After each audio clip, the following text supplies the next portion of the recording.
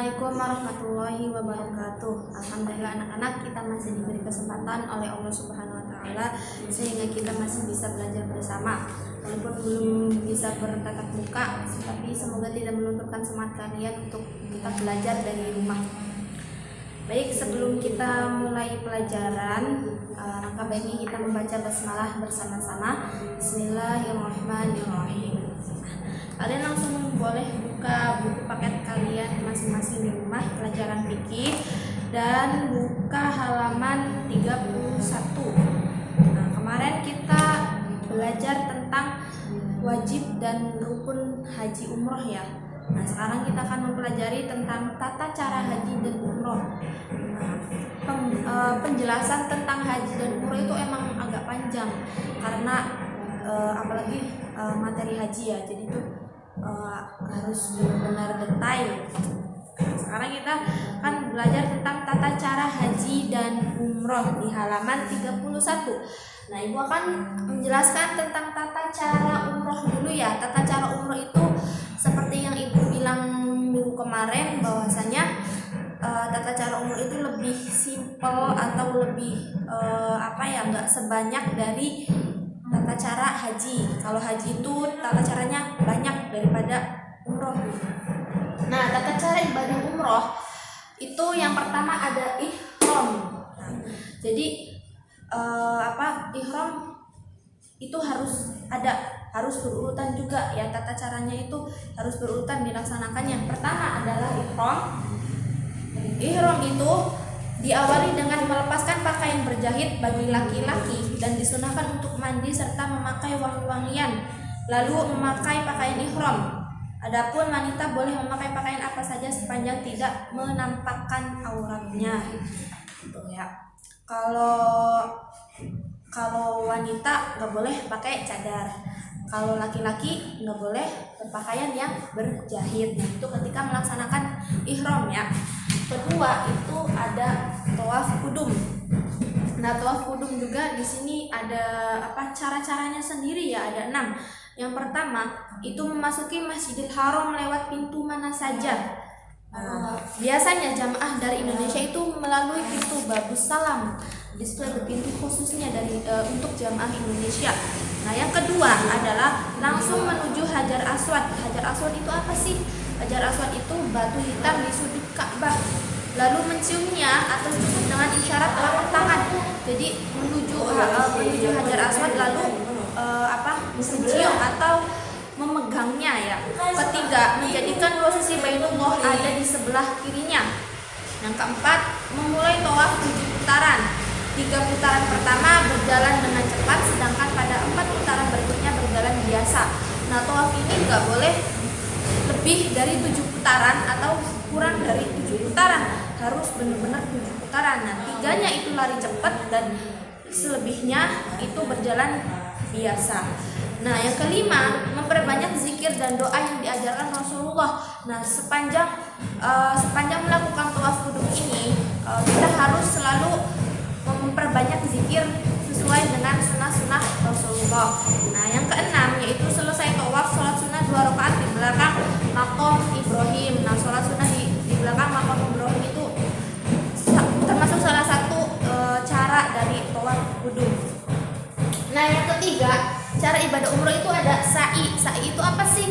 Sa'i itu lari-lari kecil. Lari-lari kecilnya berapa banyak ya? 7 kali putaran. Nah, nggak boleh lebih dan nggak boleh kurang, harus 7. Nah, yang keempat itu ada tahallul. Tahallul itu mencukur rambut ya. Mencukur rambut kalau buat laki-laki itu dianjurkan mencukur seluruhnya atau dibotak ya, dalam artian itu untuk laki-laki itu dibotak, tapi kalau untuk perempuan itu cukup dengan menggunting sepanjang ruas jari saja. Ruas jari itu segini, jangan banyak-banyak lah, sepanjang ruas jari saja. Nah, kalau laki-laki itu harus dicukur semuanya atau dibotak ya. Nah, itu termasuk tata cara ibadah umroh. Tata cara ibadah umroh ada 4. Ihram, tawaf kudum, sa'i, tahallul. Nah, tawaf kudum di sini itu ada 6 cara yang tadi ya, bisa dilihat di buku. Nah, selanjutnya tata cara ibadah haji. Nah, tata cara ibadah haji ini beda dengan tata cara umroh. Kalau tata cara umroh itu lebih singkat, lebih padat. Kalau tata cara haji itu lebih detail. Banyak cara-caranya yang harus dilakukan oleh jamaah ibadah haji. Yang pertama adalah ihram. Nah, ihram tadi kan cara berpakaiannya harus benar ya, harus memakai wangi-wangian. Terus kalau laki-laki nggak boleh berjahit, kalau perempuan nggak boleh pakai cadar. Ihram ini dilakukan pada tanggal 8 Zulhijjah. Nah, yang kedua itu bermalam di Mina pada tanggal 9 Zulhijjah atau mabit biasanya sering disebut mabit di Mina. Nah, yang ketiga itu pergi menuju Arafah dilakukan apabila terbit matahari pada tanggal 9 Zulhijjah dan wukuf di sana. Nah, selama wukuf, salat zuhur dan asar dilakukan dengan cara jamak qashar. Dianjurkan pula memperbanyak doa istighfar sambil menghadap Ka'bah. Nah, jadi intinya sepanjang ketika melakukan ibadah haji atau umroh harus perbanyak zikir lah ya, jangan memanfaatkan waktu gitu, memanfaatkan keadaan kita di sana, mungkin kita di sana kapan lagi kan gitu. Jadi harus benar-benar memperbanyak zikir lah. Yang keempat itu menuju Musdalifah. Menuju Musdalifah yaitu setelah terbenam matahari. Selama di sana salat maghrib dan isya dikerjakan dengan cara jamak. Lalu bermalam di sana serta mempersiapkan batu untuk jumroh, melempar jumroh ya. Yang kelima itu menuju Mina, yaitu setelah sholat subuh, yaitu pada tanggal 10 Zulhijjah atau sebelum terbit matahari. Dibolehkan pula meninggalkan Musdalifah menuju Mina setelah tengah malam. Nah, yang keenam adalah melontar jumroh Aqobah, yaitu dengan 7 lontaran batu kerikil. Nah, sebelum pergi melontar jumroh Aqobah itu disiapin dulu batu kerikilnya, terus untuk melaksanakan jumroh Aqobah. Nah, yang ketujuh itu menyembelih hewan. Menyembelih hewan itu disebutnya apa yang kemarin? Hadyu. Yang menyembelih hewan itu disebutnya hadyu. Nah, bagi haji tamattu atau qiron, nah ini untuk menyembelih hewan atau hadyu itu diperuntukkan untuk yang haji tamattu dan qiron saja. Adapun untuk haji ifrad itu tidak perlu hadyu. Nah, yang ke-8 yaitu tahallul. Tahallul itu apa? Mencukur sampai habis buat untuk laki-laki ya dibotak. Kalau untuk perempuannya sepanjang 1 jari aja, jari luas. Nah, yang ke-9 itu menuju Mekah untuk melakukan tawaf ifadah atau tawaf haji dan melakukan sa'i. Nah, yang ke-10 yaitu kembali ke Mina dan bermalam selama 2 sampai 3 hari tasyrik, yaitu tanggal 11, 12, 13 Zulhijjah. Nah, terus ke-11-nya yaitu melempar jumroh yang 3. Jumroh yang 3 itu apa aja sih? Yaitu ada ula, wusto, dan Aqobah. Setiap jumroh 7 lemparan batu kerikil dan dilakukan setelah matahari tergelincir waktu zuhur hingga maghrib. Jadi dari waktu zuhur sampai maghrib itu terus melempar jumroh ya sampai hingga maghrib tiba. Nah, sampai di tahapan 11 ini melempar jumroh yang 3 sampai maghrib.